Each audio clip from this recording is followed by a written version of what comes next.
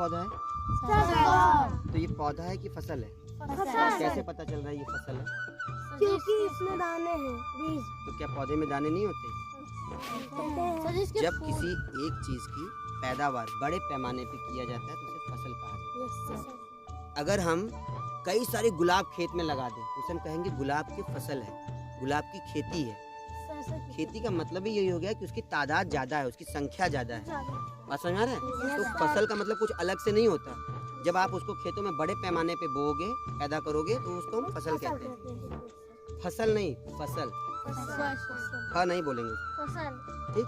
अब इसके अंदर ये आप लोग देख रहे हो जैसे पौधों के अंगों के प्रकार होते हैं, उसी तरीके से इसमें भी वही चीज़ है।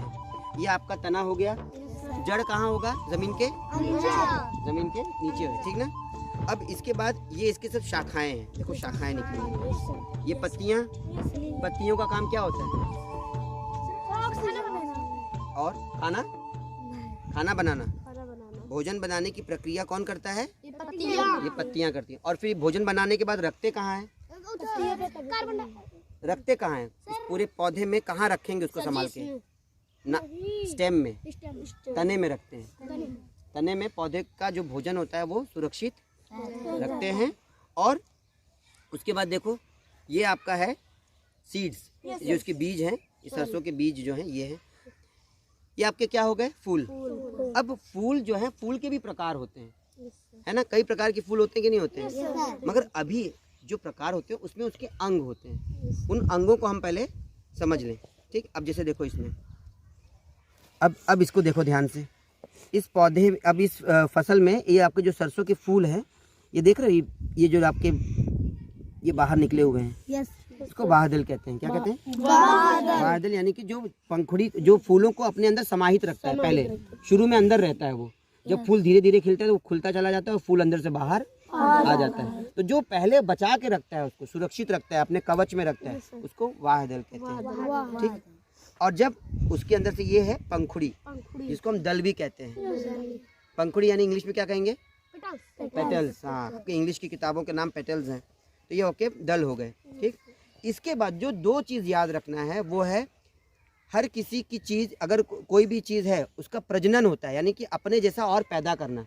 ये तभी संभव है जब नर और मादा हो, एक मेल हो एक फीमेल हो, पुरुष और स्त्री, तभी अपने जैसे और संख्या पैदा कर सकते हैं। तो फूलों में भी होता है वो चीज़, ठीक है ना। अब इनके में देखो, ये आप बाहर की तरफ देख रहे हो, 4 निकले हुए हैं, 1 2 3 4। ये पुंकेसर है। क्या है? दिख रहा है कि नहीं दिख रहा है ये? और एक बीचों बीच एक ऐसे निकला हुआ है और उसके ऊपर देखो गोला बना हुआ है। हाँ, ये फीमेल वाला है, यानी कि इसको हम कहते हैं स्त्री केसर कहते हैं, ठीक। और इसके अंदर जब भौरे जब उड़ते हैं, इसमें सूट डालते हैं। हाँ, इसी में अपना वो, हाँ, नीडल टाइप का सुई डालते हैं और पूरा नेक्टर यानी पराग जो है खींच लेते हैं। और ये भी खींच लेते हैं। हाँ, तो देखो, तो अंडाशय कहाँ होता है? अंडाशय इसी में होता है, ये स्त्री केसर में। तो पुंकेसर, स्त्री केसर, बाहदल, दल, 4 चीज हो गया कि नहीं हो गया? आपकी किताबों में पार्ट्स ऑफ फ्लावर्स दिए गए हैं, जो वो इसी सरसों के फूल से आप लोग समझ सकते हैं। समझ में आया? फूलों के अंग कौन से होते हैं? तो वो 2 चीज कौन से जरूरी हैं? प्रजनन के लिए 2 चीज कौन सी जरूरी है? नर और मादा। और ये नर और मादा फूलों में किस नाम से जाने जाते हैं? पुंकेसर और स्त्री केसर। फूलों को बचा के रखने के लिए सबसे पहले वो किसके कवच में रहते हैं? बाहदल के। और उसके बाद जब बाहदल खुल जाता है तब क्या बाहर निकलता है? पंखुड़ी। हाँ, पेटल्स, दल, पंखुड़ी, आप जो भी कह सकते हैं। समझ में आया सबको? तो अब फूलों के बारे में आपको जो पता चला है, यही चीज़ हर फूलों में आपको मिलेगा, ठीक ना। ये चीज़ें लागू होती हैं।